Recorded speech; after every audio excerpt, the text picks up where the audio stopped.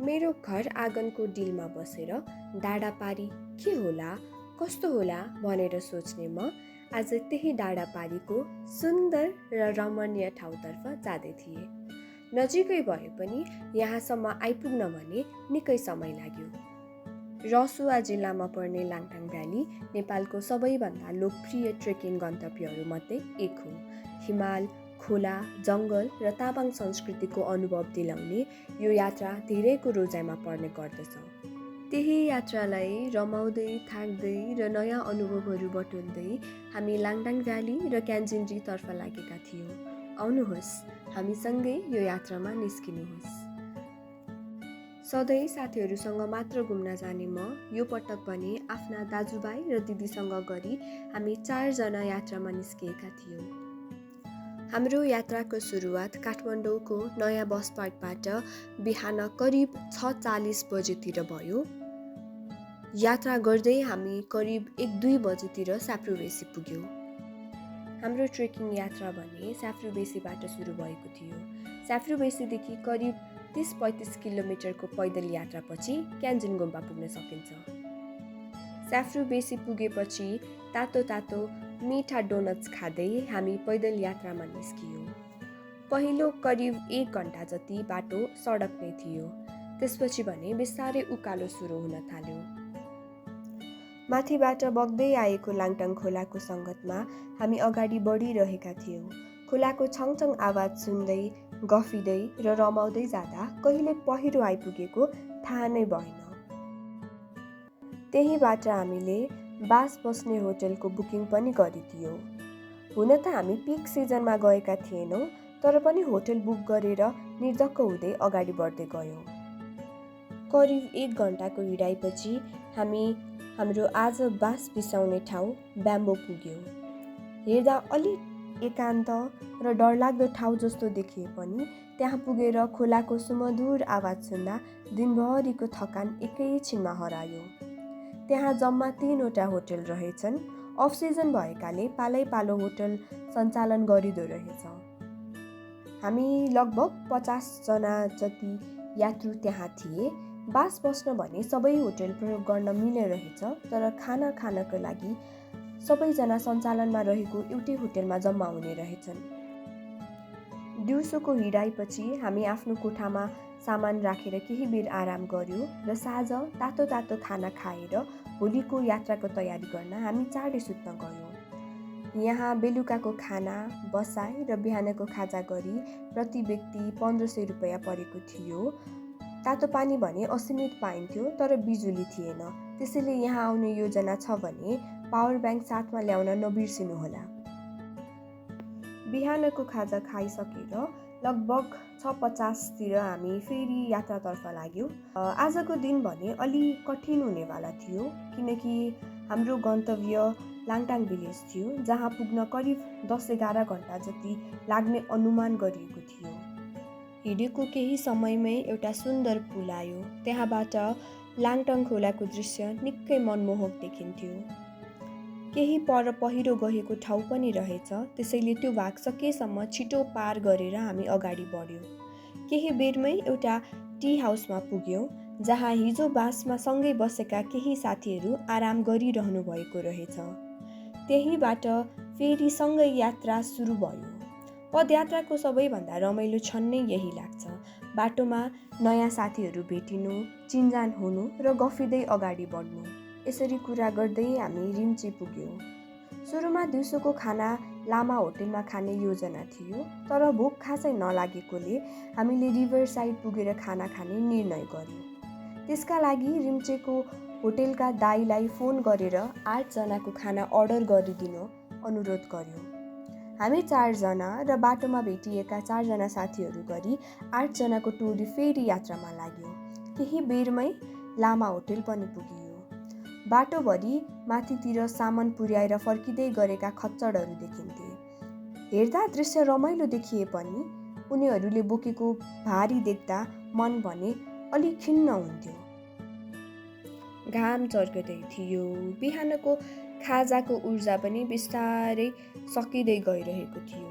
त्यसैले जति अगाडि बढ्दै गयो उति आफ्नो झोला भारी लाग्न थाल्यो। बीचमा बिस्किट चक्लेट खाँदै थकान बिर्स्याउने प्रयास गर्दै हामी रिभर साइड पुग्यौँ। रिभर साइड पुग्ने बित्तिकै भने त्यहाँको दृश्यले सबै थकान हराए जस्तै भयो। नाम जस्तै होटेल खोलाकै किनारमा रहेछ। हामीभन्दा अगाडि पुगेका साथीहरू खोलाको छेउमा बसेर पानीसँग खेलिरहनु भएको थियो।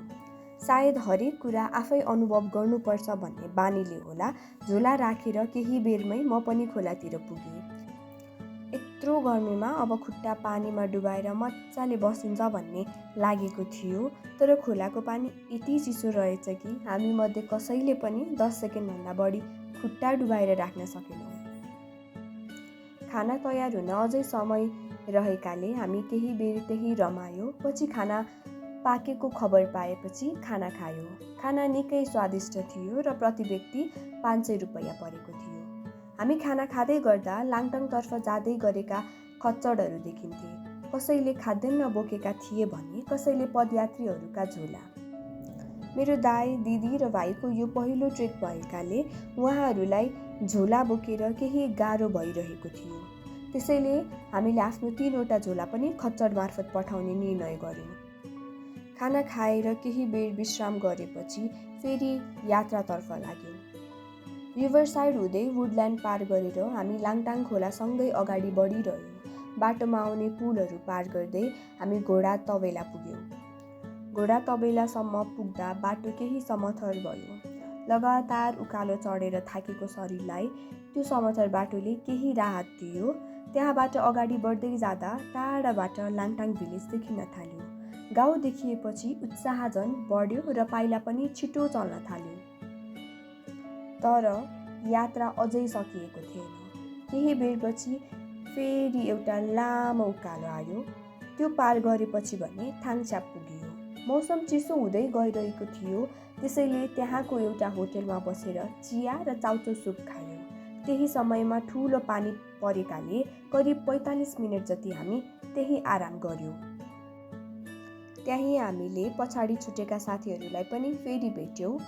पानी रोकिएपछि सबैजना आआफ्नो गतिमा अगाडि बढ्दै गयौँ र हामी गुम्बा डाँडामा पुग्यौँ। त्यहाँ फेरि हामीले केही बेर आराम गर्यौँ र हिँड्न थाल्यौँ। गुम्बाबाट अगाडि बढ्दा पुरानो लाङटाङ गाउँ देखियो। 2072 सालको भूकम्पले पुरिएको त्यो ठाउँ अझै पनि धेरै पीडाका कथाहरू बोकेर बसेको रहेछ। त्यहाँको इतिहास सम्झँदै मन भारी हुँदै हामी अगाडि बढ्यौँ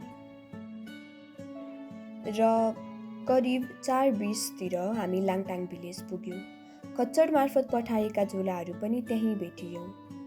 केही बेरमै हाम्रा सबै साथीहरू आइपुग्नुभयो। ब्याम्बोमा भेटिएको सानो समूह बिस्तारै बढ्दै अब 16 जनाको भइसकेको रहेछ। त्यस रात हामी सबै एउटै टोली बनी एउटै होटेलमा बस्यौँ। लाङटाङ भिलेजबाट निकै सुन्दर हिमालहरूको दृश्य देखिन्छ भन्ने सुनेको थिएँ। त्यसैले बिहानै सबेरैदेखि झ्यालबाट बाहिर हेर्दै बसेको थिएँ। बिस्तारै उज्यालो हुन थाल्यो र वरिपरिका हिमालहरू पनि देख्न थालेँ। हिजोसम्म टाढाबाट मात्र देखिएका ती हिमालहरू आज भने झन् नजिक र भव्य देखिरहेका थिए। दृश्य हेर्दा हेर्दै म बाहिर निस्किएँ। संयोगले त्यही होटेलमा बसेका एकजना भाइ पनि बिहानै हिँडिरहनु भएको रहेछ। अरू सबै सुतिरहेकाले हामी दुवै लाङटाङ भिलेज घुम्न निस्कियौँ। बिहानको शान्त वातावरण, चिसो हावा र हिमालहरूको दृश्यले त्यो सानो घुमाइलाई झन् विशेष बनाइदियो। गाउँ वरिपरि केही बेर घुमेर होटल फर्कियौँ। त्यसपछि नास्ता गर्यौँ र क्यान्जिन गुम्पातर्फ लाग्ने तयारी गर्यौँ। लाङटाङ भिलेजमा हामीले सामान्य कोठाको लागि प्रति व्यक्ति 1200 रुपैयाँ र अट्याच बाथरुम भएको कोठाको लागि 1500 रुपैयाँ तिरेका थियौँ। हामी 4 जना मध्ये 2 जना सामान्य र 2 जना अट्याच बाथरुम भएको कोठामा बसेका थियौँ। अघिल्लो दिन लामो दूरी हिँडेकाले होला, आज भने कसैलाई पनि हतार थिएन। क्यान्जिन गुम्बा धेरै टाढा छैन भन्ने सुनेका थियौँ। त्यसैले हिमालहरूको दृश्यमा रमाउँदै हामी बिस्तारै अगाडि बढ्न थाल्यौँ। जति अगाडि बढ्दै गयौँ उति हिमालहरू स्पष्ट देखिन थाले। सानैदेखि काठमाडौँमा हुर्किएको मलाई हिमाल भने यस्ता यात्राहरूमा मात्रै नजिकबाट हेर्ने अवसर मिल्थ्यो। त्यसैले चारैतिर हिमाल नै हिमाल देख्न थालेपछि मनभित्रको खुसी शब्दमा व्यक्त गर्न गाह्रो भयो।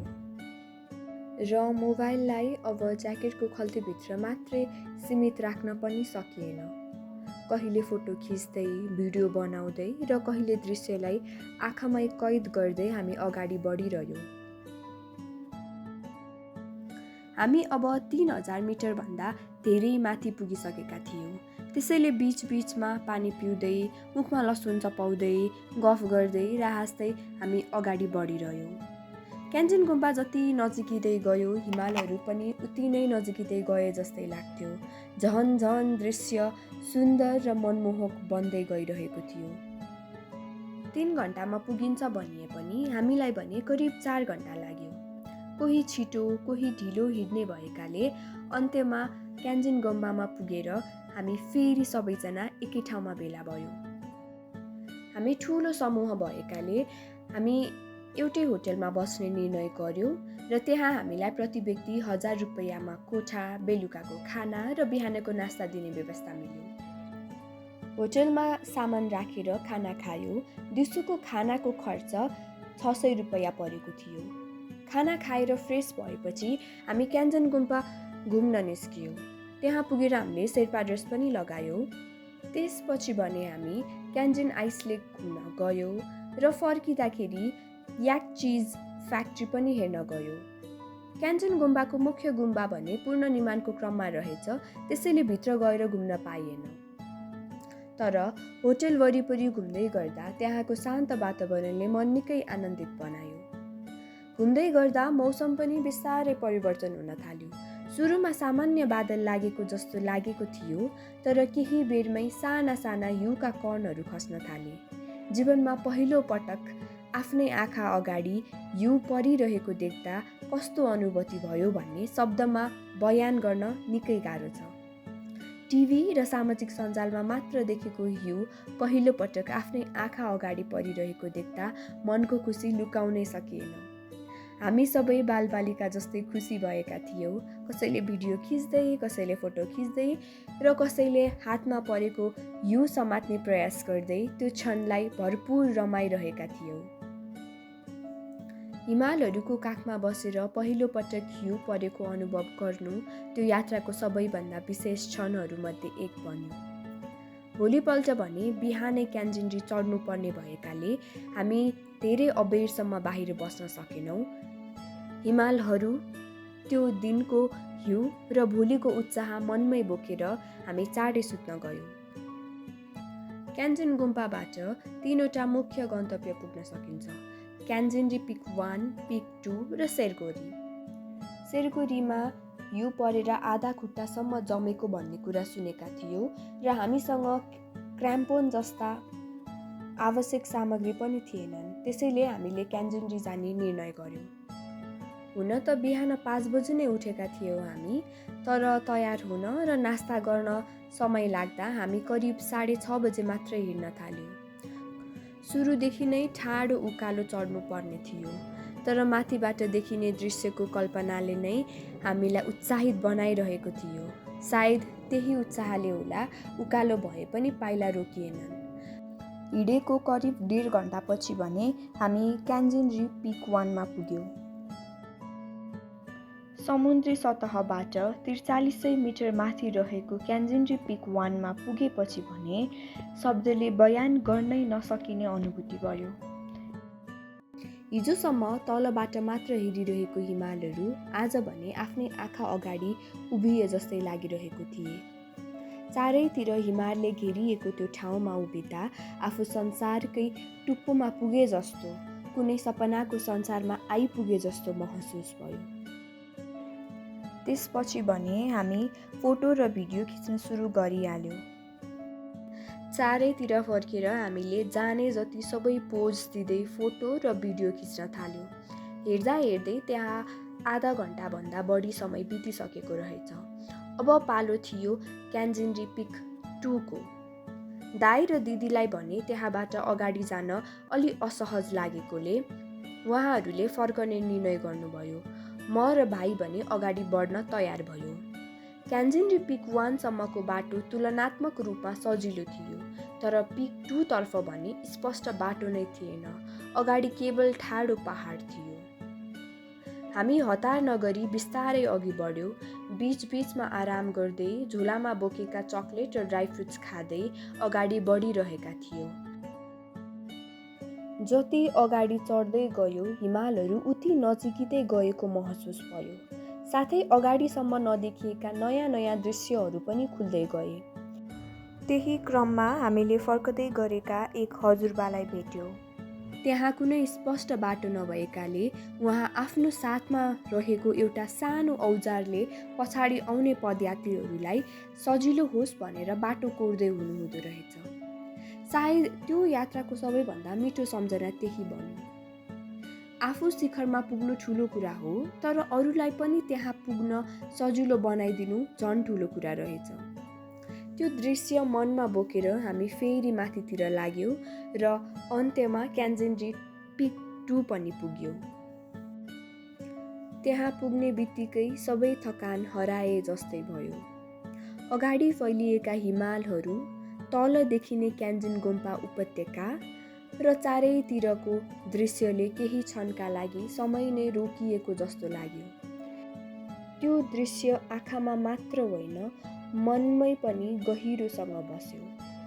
केही बेर त्यही बसेर दृश्य हेऱ्यौँ, फोटो र भिडियो खिच्यौँ र तल झर्ने निर्णय गर्यौँ। ओर्लदा भने चढाइभन्दा फरक अनुभव भयो।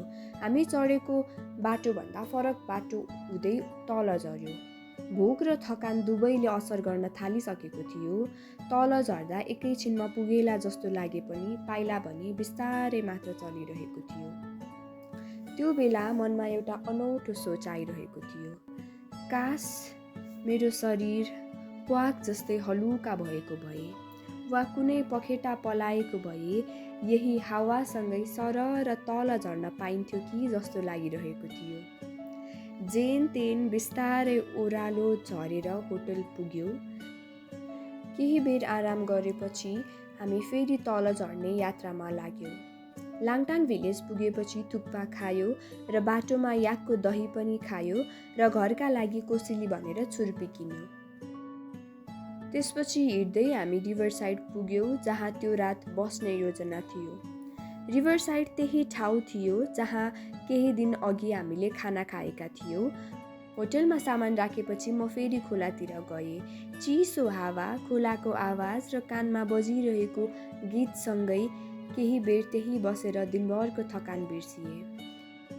पदयात्रीमा भेटिएका साथीहरूसँग गफ गर्दै बेलुकाको खाना खायौँ र हामी सुत्न गयौँ। त्यहाँ बसाइको खर्च भने हामीलाई प्रति व्यक्ति 1300 रुपैयाँ परेको थियो।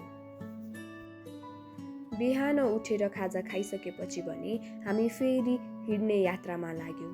कारण थियो आजै साँझसम्म काठमाडौँ पुग्नुपर्ने। करिब 4-4.5 घन्टापछि हामी दोमन पुग्यौँ। दोमनबाट भने बाटो सिधै सडकसँग जोडिएको थियो।